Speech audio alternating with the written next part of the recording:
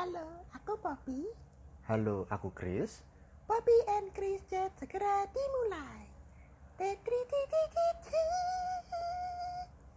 Oh, kok itu suaranya? Ya soalnya kan kita gak ada background musik, gak ada bumper. Nah, jadi pakai suara tuh. Ya udahlah, terserah. Seperti biasa, di podcast ini kami akan berbagi seputar motivasi, inspirasi, dan cerita-cerita personal baik dari kami maupun dari kalian yang mendengarkan, tentunya secara anonim. Sebagai disclaimer, kami bukan expert atau yang ahli membahas hal-hal seperti ini, tetapi kami ingin mencoba menjadi tempat bagi kalian yang memerlukan motivasi dan inspirasi, tetapi mungkin tidak sempat atau malas baca quotes-quotes atau buku-buku pengembangan diri. Di sini kami akan bagikan ke kalian secara ringkas dan mendalam. Kedepannya, kami juga berharap podcast ini bisa menjadi wadah bagi kalian untuk bercerita tentang apapun. Chris, kamu kok kelihatan gendutan sekarang? Itu komen bagus atau jelek sih? Ya jelek, nah. Kamu sudah tidak olahraga lagi ya? Iya sih. Ya memang, kamu tidak pernah olahraga sekarang. Padahal kamu dulu suka olahraga, apa itu? Yoga namanya. Sekarang malah tidak, dasar pemalas. Iya.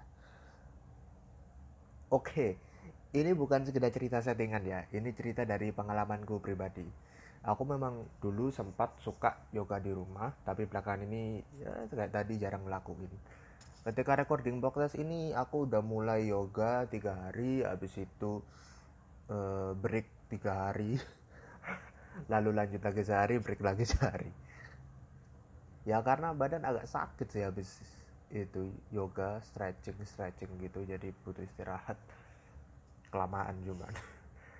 Ya kali ini kita tidak akan bahas tentang yoganya, tetapi tentang salah satu alasanku kenapa aku milih yoga dulu, yaitu untuk menjaga keseimbangan mental. Nah, hari ini kita akan membahas tentang cara menjaga keseimbangan mental. Sebelum ke sana, mungkin beberapa dari kalian ketika mendengar kata mental, ini sudah berpikir tidak baik. Ya, kata mental sering dikaitkan dengan Gila, pikiran tidak waras, lakukan perilaku menyimpang, pokoknya kayak gitu. ya, kurang lebih seperti yang dikatakan Bobby tadi. Hal-hal tersebut itu hanya sebagian kecil bila kita membahas soal mental. Mental sebenarnya adalah sesuatu hal yang sangat umum berkaitan dengan pikiran dan emosi. Hanya saja mungkin ada beberapa kemungkinan. Pertama, kita tidak cukup aware atau paham mengenai kesehatan mental. Wawasan kita mengenai kesehatan mental cukup terbatas. Kita hanya tahu pengertian mental seperti apa dari beberapa orang yang sayangnya tidak terlalu tahu atau bisa saja sok tahu, atau menganggap mental sebagai sesuatu yang tabu untuk dibahas. Ditambah lagi, kita sendiri tidak mencoba mencari tahu lebih dalam seputar kesehatan mental dari orang-orang yang lebih berpengalaman. Untungnya sekarang di media sosial pemahaman soal kesehatan mental sudah mulai digaungkan, dan perlahan konsep mengenai kesehatan mental ini yang tabu, yang aneh, yang negatif, itu sudah mulai berubah. Kedua, masih berhubungan dengan penjelasan pertama soal tadi, menurutku ini masih menjadi masalah sampai sekarang, yaitu lingkungan kita masih memberi label atau mencap mental sebagai sesuatu yang jelek di masyarakat. Bila kita mengalami masalah dengan mental kita dan disarankan untuk pergi ke psikolog atau psikiater yang biayanya tidak murah, reaksi orang awam langsung negatif terhadap itu. Wah, orang itu sebaiknya dijauhi, orang itu bermasalah, orang itu tidak bisa berfungsi di masyarakat, dan sebagainya. Padahal kesehatan mental bisa disamakan sebagai kebutuhan dasar sehari-hari, seperti makan dan minum yang harus terpenuhi secara berkala. Kita melakukan sesuatu dengan gabungan pikiran dan perasaan, dan semua itu berkaitan dengan mental. Bisa kita ibaratkan mental sebagai suatu ember yang berisi air. Apa saja yang kita lakukan baik secara sederhana maupun kompleks, pokok yang menggunakan pikiran dan atau emosi mengurangi jumlah air dalam ember mental kita. Perlu kita tahu bahwa setiap kapasitas ember mental tiap orang berbeda, dan cara mereka menggunakannya juga berbeda. Di hidup yang serba multitasking dan banyaknya tanggung jawab yang kita punya, cenderung membuat air dalam ember mental kita semakin cepat habis. Parahnya, tidak jarang juga ember mental kita kosong sebelum semua hal lain yang menjadi tanggung jawab kita selesai kita kerjakan. Lalu yang terjadi adalah kesehatan mental kita menjadi tidak seimbang. Muncul stres, frustasi, depresi, dan lain sebagainya. Chris, apa punya tips atau cara untuk mengatasi mental yang kurang seimbang? Oh, jelas ada dong, Bobby. Untuk itu kenapa kita ada podcast ini. Nah, ada beberapa hal. Jadi yang pertama, kita perlu tahu kapasitas energi mental kita masing-masing dan hal-hal apa saja yang membuat energi mental kita cepat habis. Hal ini penting karena dengan membuat daftar hal-hal yang menguras energi mental tersebut, kita bisa mengantisipasi rencana kita di hari tersebut. Misal Bobby sangat menguras energi mentalnya. Kok aku? Ya gak apa-apa, pakai contoh Bobby aja. Ya udah. Aku ulang lagi ya. Misal Bobby sangat menguras energi mentalnya ketika menonton drama Korea. Dia sering menangis sampai capek karena menonton drama Korea.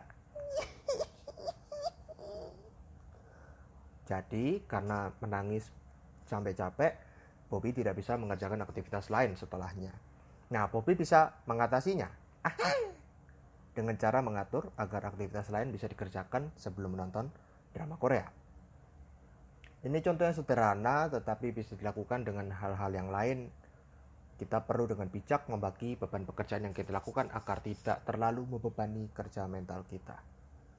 Yang kedua adalah membuat pengingat untuk menandakan bahwa energi mental kita sudah mau habis atau bahkan sudah kosong, sehingga perlu untuk diisi kembali. Bila kita mulai mengantuk, maka jelas itu tanda kita perlu tidur. Bila kita lapar, tanda kita perlu makan. Sayangnya, untuk tanda kapan energi mental kita untuk diisi tidak semudah dua contoh tadi. Setiap orang mempunyai alarm yang berbeda-beda mengenai kapan energi mental mereka habis. Kita perlu observasi diri kita untuk mengetahui alarm di dalam tubuh kita yang menandakan bahwa energi mental kita sudah mulai habis. Aku kasih beberapa contoh di sini seperti emosi yang tidak stabil, gampang marah, tidak sabar, mudah tersinggung, sulit konsentrasi pada suatu hal, atau bisa juga berdampak kepada sakit fisik seperti kepala sakit, sakit perut, punggung kaku, dan lain sebagainya. Adalah tanda-tanda kalau energi mental kita sudah mulai habis. Dengan mengetahui dan memberi label untuk setiap tanda saat mulai mengalami kelelahan mental, maka akan lebih mudah untuk kita mengantisipasi hal kelelahan mental. Oke, yang ketiga, cara mengatasi kelelahan mental. Dan seperti tadi contoh yang tadi aku sebut di awal adalah yoga, itu salah satu olahraga, itu bisa dilakukan. Juga meditasi, istirahat, atau hanya meluangkan waktu untuk santai di rumah, membaca buku, atau mendengarkan musik favorit, ya kasarannya adalah me time. Itu sudah bisa mengisi kembali energi mental kita. Hal ini kelihatannya sederhana, tapi menurutku sering dilupakan karena orang-orang kurang memperhatikan kesehatan mental mereka, sibuk dengan urusan sehari-hari. Produktivitas seorang sangat terkait dengan bagaimana dia mengisi kembali energi mereka. Salah satunya yaitu energi mental mereka. Nah, yang terakhir, kita sudah sampai yang terakhir. Poin ini cukup singkat dibanding yang 3 lainnya, yaitu tentang bersyukur. Apa hubungannya bersyukur sama keseimbangan mental? Ya ada dong. Nah, jadi kalian tidak salah dengar, ini bersyukur. Bersyukur. Kembali ke poin di awal bahwa kita semua diciptakan dengan kapasitas energi mental yang berbeda-beda. Mungkin kita merasa energi mental kita cepat habis melakukan suatu hal, padahal teman-teman kita yang lain tidak saat melakukan hal yang sama. Kita perlu belajar menerima apapun yang ada dalam diri kita, termasuk kapasitas energi mental kita, sambil perlahan belajar bagaimana kita mengatasi hal tersebut. Menerima hal-hal yang ada dalam diri kita itu sudah 50% atau setengahnya membantu kita untuk menemukan 50% yang lain. Wah, berarti menjaga keseimbangan mental sangat penting ya. Aku mau mentalku setiap hari sehat. Nah, bagus Bobby. Yeay. Aku juga berharap agar semua pendengar bisa menjaga kesehatan mentalnya dengan baik. Memang tidak mudah, tetapi dengan latihan terus-menerus maka kita bisa menjaga keseimbangan mental kita agar tetap terjaga, lebih bahagia, dan lebih produktif. Sekian untuk podcast kali ini, nantikan topik-topik menarik berikutnya untuk dibahas. Atau bila kalian mau kasih usul topik apa yang ingin dibahas, atau kasih saran untuk podcast ini, bisa langsung DM di Instagramnya Bobby di @bobby.lilmagi @BOBI.LILMAGI.